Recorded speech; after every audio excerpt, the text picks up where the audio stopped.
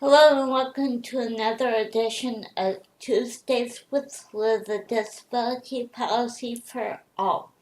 Today we have the great fortune to be talking to Amy Goodman, who is the co-director of the Institute on Disability at Temple University, which is the Pennsylvania USAID. So thank you for coming in and talking to us. I'm very excited. Today we're going to be talking to Amy about technology. Last week we talked about the Stephen Gleason Act of Technology, and we're hoping that Amy can share a lot of light on that. The first question is, what does the Tech Act do? Okay, great. So the Tech Act, which is actually the Assistive Technology Act, sets up a program in every state and territory. So there's 56 of us. And there are about, I want to say 17 or 18 USAIDs that are actually in charge of the Assistive Technology Act in their states. So the AT Act is a very prescriptive piece of legislation. That means it tells exactly what needs to be done. So now to your question, what does it tell the states to do? It tells the states that they have to do certain activities, which include conducting demonstrations of technology. And these are demonstrations not by somebody who's trying to sell you something.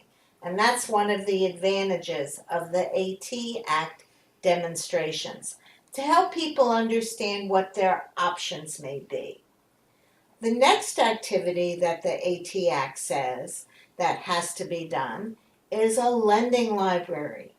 Again, having a lending library is a great way for people to try before they buy.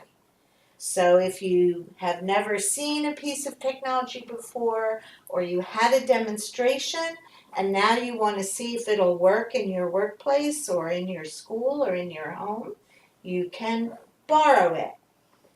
Some of the other activities are, once you have tried it and you like it, the state AT Act program is supposed to help you get it. So they might help point you to sources of funding. They might themselves administer programs like low interest cash loan programs if you need to borrow money to buy it.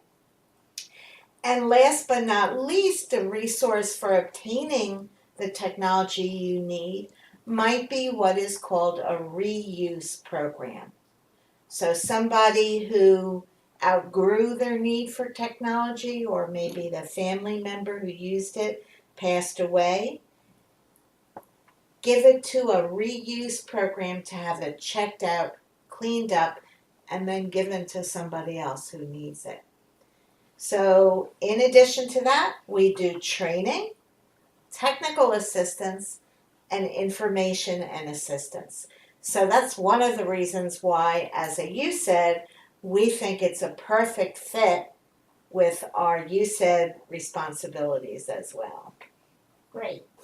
Did I understand that this is a specific center around USAIDs, or anyone can do this? So about a third of the AT Act programs are in USAIDs, but the other implementers of the AT Act programs might be the state's Department of Education, the state's Department of Vocational Rehabilitation, etc.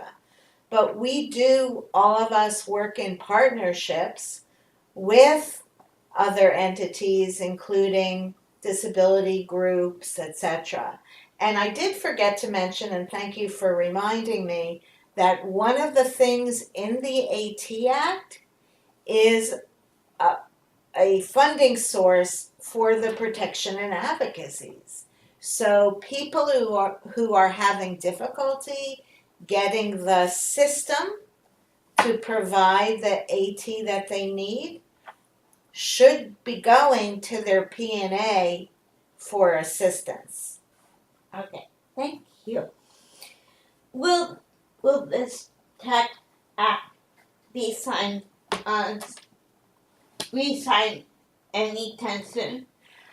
Well, the Assistive Technology Act is way past the due date for renewal.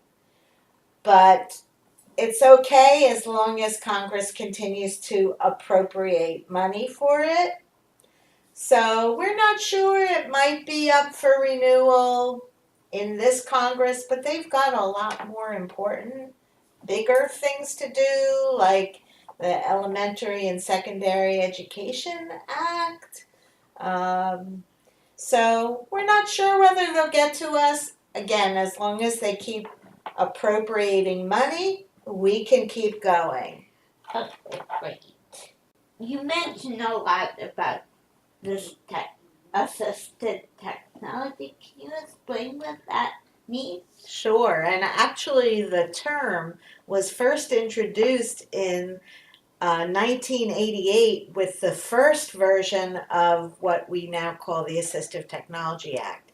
So it's been around, almost 30 years, but still a lot of people don't know what it is. It basically means any tool, anything that helps a person with a disability do something or do it more efficiently and effectively than they would be able to do without the tool. So it means it could be something special, it could be something that's do it yourself, or it could be a piece of generic technology that makes life easier for people without disabilities, but makes things possible for people with disabilities. So again, the term is assistive technology, but people might know it as adapted technology, adapted equipment, rehabilitation equipment, something like that. We just call it AT for short. Thank you. Last week we talked a lot about the Gleason Act here on Tuesday's Blitz List, and how will that act help people? Okay, so for those people who didn't tune in, you should go back and look at it, because the Gleason Act helps people who need communication technology. So specifically people who would be going to Medicare to get that technology. So again, remember I said we have to help people get the technology once they have figured out what they need. So the Gleason Act, if it can move out of the House of Representatives and get together with the bill that has already passed the Senate, that'll make sure that at least Medicare will be a continued funding source for these very important communication technologies. Great. The last question, unless you have other things you wanted to talk about, is are there any other policy initiatives in the works related to technology that you're working on, or anyone else is working? Okay, so again, that's one of the things that the state AT Act programs are encouraged to do, which is to look at policies within their states that'll help increase access to technology. So one of the things that we've been working on in Pennsylvania is to expand a program that gives out free adapted telephones to low-income people with disabilities. So right now, you can only get a landline, a regular old plug-in-the-wall telephone. And we know that people with disabilities want to join the 21st century and have a special adapted, if they need it, cellular or wireless technology. So we've been working in Pennsylvania to get the state to at least fund a pilot program, so that they'll find out how useful it is for people with disabilities to have access to wireless. So that's a policy initiative we've been working on. Okay.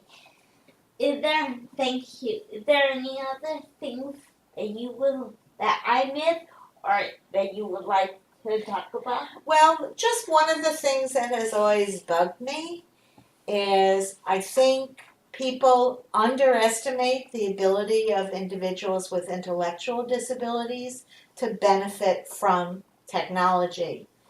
And I sometimes am wondering whether it's the older generation of service providers who are like, this is too complicated for me, so surely it's too complicated for this person with an intellectual disability. But I think that remains a challenge for all of us who work with people with intellectual disabilities, really viewing those individuals as having the capability to learn and benefit from technology just as we all do. Thank you. It kind of reminds me of a story, and I'll just share this for the benefit of my audience. Is that in the early '90s when email was just getting started, and I was involved with national committees, and I really wanted to be the cool kid, the cool person to email my friends and whatever. And my parents like had coordination problems. They kept on saying, "No, I cannot have it." And one of my friends convinced them that because she had the disability, I should have a computer because she could have a computer, I could have a computer, and I got a computer. Okay. So it just reminded me of that. Right. Sorry. So I think everybody should be viewed as having the potential to benefit from technology. Well, thank you very much, and thank you. And if you have any questions or comment about this, and this edition of Tuesdays with Liz, please leave them in the space below. Thank you, and I look forward to talking to you next week. Thanks again, Amy. Thank you, Liz. Bye.